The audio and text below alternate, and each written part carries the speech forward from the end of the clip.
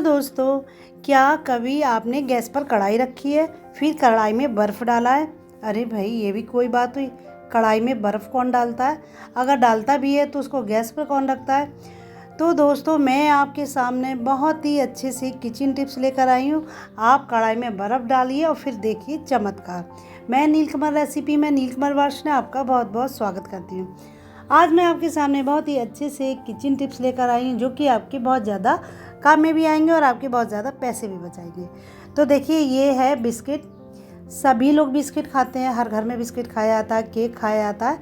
तो जब हम बिस्किट खाते हैं तो बिस्किट का जो पैकेट होता है उसके अंदर निकलता है प्लास्टिक की एक छोटी सी ट्रे जैसी, तो जिसको हम अक्सर फेंक ही देते हैं कि भाई ये हमारी किसी काम की नहीं है, लेकिन ये भी हमारे बहुत ज़्यादा काम में आने वाली है। तो मैं आपको बताऊंगी कि आप इसका क्या कर सकते हैं और ये आपके किस काम में आएगी। तो देखिए, मैंने ये बिस्किट का पैकेट फाड़ा है और फाड़ने के बाद देखिए इसमें से हमने बिस्किट खा ली, और बिस्किट खा ली तो ये जो प्लास्टिक का रैपर है इसको हमने फेंक दिया, लेकिन इसको फेंकेंगे नहीं, ये हमारे बहुत ज़्यादा काम में आने वाली है। तो देखिए, इस तरह से मैंने ये 2-3 इकट्ठी कर लिए। ये पहले केक खाया था, उसका भी रैपर बचा हुआ है। तो इसको हम लेंगे बर्फ़ जमाने के काम में। इस समय इतनी गर्मी पड़ रही है और कितना भी बर्फ़ जमाओ, बर्फ़ ख़त्म हो जाता है। तो मैं आपको बताऊंगी आप इसमें कैसे बर्फ़ जमा सकते हैं। बर्फ़ की जो ट्रे होती है उसमें हम बर्फ़ जमाते हैं, निकालते निकालते थक जाते हैं। पानी डालो, कभी उसको पटको ज़ोर ज़ोर से, तो बर्फ़ निकलती है। लेकिन अगर आप इसमें बर्फ़ जमाएंगे ना, तो इतनी जल्दी बर्फ़ इसमें से निकलती है और जमती भी बहुत जल्दी से।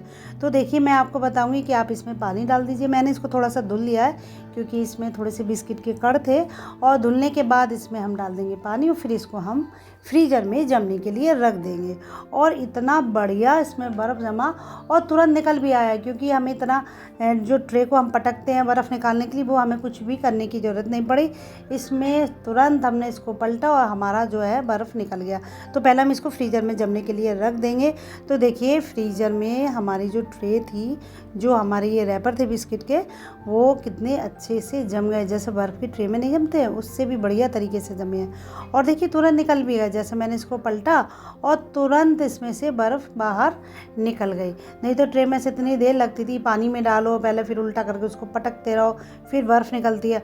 और इसमें इतने अच्छे तरीके से देखिए बर्फ़ निकली, और ये इतने बढ़िया है। कई बार आप इस्तेमाल कर लीजिए, अगर फट भी आते इसको फेंक दीजिए, फिर आप बिस्किट लाएंगे, फिर इसमें इस्तेमाल कर लीजिए। इस तरह से रैपर बिस्किट के पैकेट में, केक के पैकेट में, कई खाने के प्रोडक्ट में इस तरह से ये रैपर निकलते हैं। इनको आप फेंकिए मत, इनको धुल के आप बर्फ़ जमाने के काम में ला सकती हैं। बहुत ही बढ़िया इसमें बर्फ़ जमी और बहुत जल्दी बर्फ़ जमी। और सबसे बड़ी बात, इसको जैसे ही हमने पलटा तुरंत इसमें से बर्फ़ बाहर निकल गई। तो देखिए, कितनी बढ़िया है बर्फ़ जमाने का ये तरीका। और इस समय इतनी गर्मी पड़ रही है, आप खूब ढेर सारी बर्फ़ जो है अपने फ्रीज़र में जमाइए। लस्सी पीजिए, शरबत पीजिए, शिकंजी पीजिए।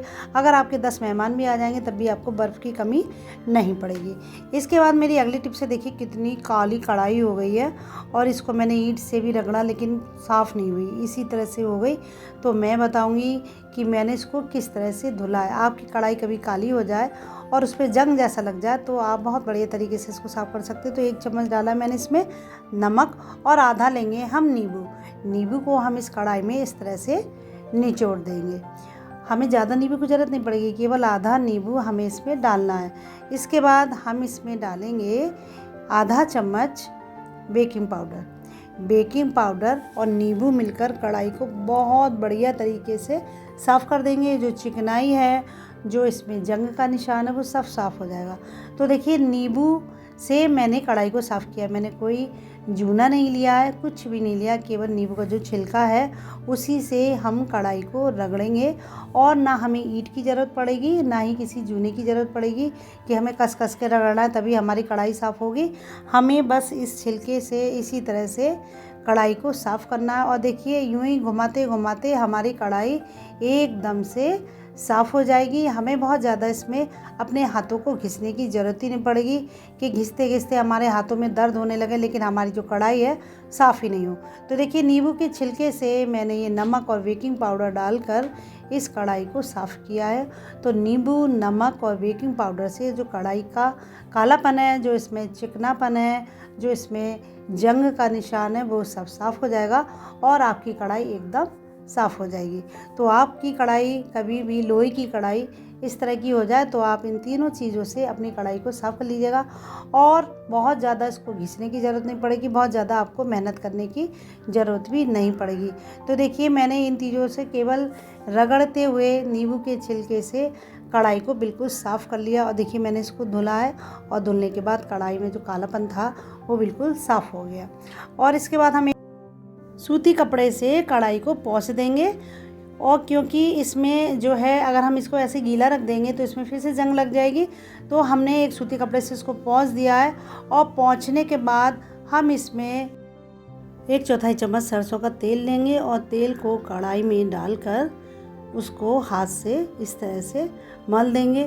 इससे आप कढ़ाई 1 महीने तक भी रखिए, आपकी कढ़ाई में ना तो जंग लगेगी और ना ही आपकी कढ़ाई काली होगी। तो आप कढ़ाई जब भी साफ़ करें सरसों का तेल उसमें लगा दीजिएगा, तो इस तरह से जो कढ़ाई में जंग का निशान होता है वो निशान बिल्कुल भी नहीं लगेगा। इसके बाद हमारी अगली टिप्स है, ये ग्रीन टी के पैकेट हैं जो कि पुराने हो गए हैं यानी एक्सपायर हो गए हैं और ये रखे रह गए कहीं बॉक्स में, याद ही नहीं रही कि इनका इस्तेमाल करें। तो जब इनको निकाला तो इनकी डेट देखी तो ये एक्सपायर हो चुके थे और इसमें एक अजीब सी सीलन की महक भी आ रही थी जो कि इस्तेमाल करने पर नुकसान भी कर सकती है इस तरह से पुराना सामान। तो इसको पहले तो सोचा फेंक दें, लेकिन इसको फेंकने से कोई फ़ायदा नहीं, तो मैंने इसको एक बर्तन में इकट्ठा कर लिया। यानी जो मेरी ये ग्रीन टी थी इसको मैंने खोल लिया है और खोलने के बाद जो इसकी चाय है वो मैंने एक बर्तन में कर ली है। ये वाली जो चाय होती है, जो ग्रीन टी होती है, ये हमारे पौधों के लिए बहुत ही अच्छी खाद का काम करती है। अगर आपके प्लांट्स के जो पत्ते हैं पीले पड़ गए हैं या उनकी ग्रोथ नहीं हो रही है या वो बढ़ ही नहीं रहे हैं, तो इस तरह से आप जो आपकी ग्रीन टी है, जो एक्सपायरी ग्रीन टी है, उसको पानी में घोल के 2 दिन रख के आप पेड़ों में डालेंगे तो आपके पेड़ों को एक बहुत ही अच्छी सी खाद मिल जाएगी और आपके पेड़ पौधों की ग्रोथ बहुत अच्छी होगी और साथ में उनके जो पत्ते पीले पीले पड़ गए हैं वो पत्तों में पीलापन भी चला जाएगा। तो देखिए मैंने इस तरह से ये चाय इकट्ठी कर ली है। इसमें मैं 1 जग पानी डाल दूँगी और डालने के बाद इसको मैं एक प्लेट से ढक के 2 दिन के लिए रख दूँगी। 2 दिन बाद मैं इसको अपने सारे प्लांट्स में डाल दूँगी जिससे मेरे जो पौधे हैं वो एकदम हरे भरे रहें।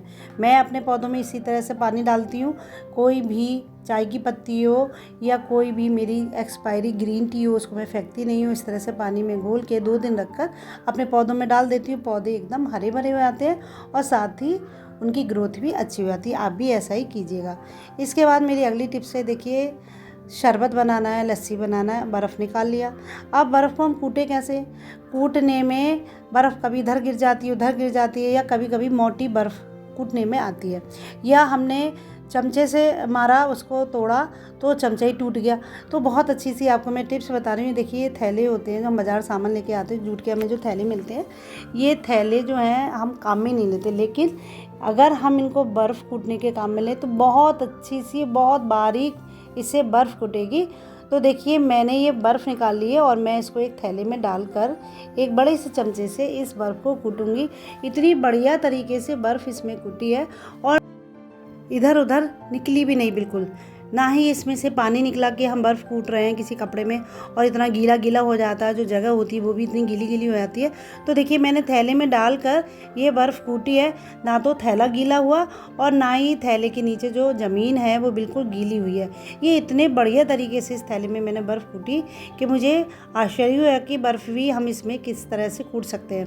देखिए कितने बढ़िया तरीके से बर्फ़ इसमें कूट गई और एकदम बारीक बर्फ़ कूटी है और बिल्कुल बाहर नहीं निकली है, ना ही गीला थैला हुआ है, ना ही हमारी ज़मीन गीली हुई है। तो इसको मैं किसी कटोरे में करके आपको दिखाऊंगी। देखिए कितनी बढ़िया तरीके से मैंने इसमें बर्फ़ कूटी है। कभी भी आपको शरबत बनाना हो, शिकंजी बनानी हो, लस्सी बनानी हो, आप ये जूट के थैले हैं इनको बर्फ़ कूटने के इस्तेमाल में लीजिएगा। बहुत बढ़िया तरीके से इसमें बर्फ़ कूटती है और एकदम बारीक, और सबसे बड़ी बात एकदम साफ़ बर्फ़ रहती है। नहीं तो अगर हम कोई भी गंदा कपड़ा इस्तेमाल करते हैं, बर्फ़ी हमारी एकदम गंदी हो जाती है। तो देखिए कितनी बढ़िया तरीके से इस थैले में ये बर्फ़ को कूटा गया है। तो आप भी इन थैलों को बर्फ़ कूटने में इस्तेमाल में लीजिएगा और खूब लस्सी और शरबत पीजिएगा। मेरी ये सारी वीडियो आपको कैसी लगी मुझे कमेंट बॉक्स में ज़रूर बताइएगा। ज़रा भी अच्छी लगी तो प्लीज़ एक लाइक ज़रूर दीजिएगा और इतनी मेहनत से ये वीडियो बनाई हूँ, इनको शेयर ज़रूर कीजिएगा। मिलते हैं आपसे अगली वीडियो में, तब तक के लिए bye bye, have a nice day, thank you.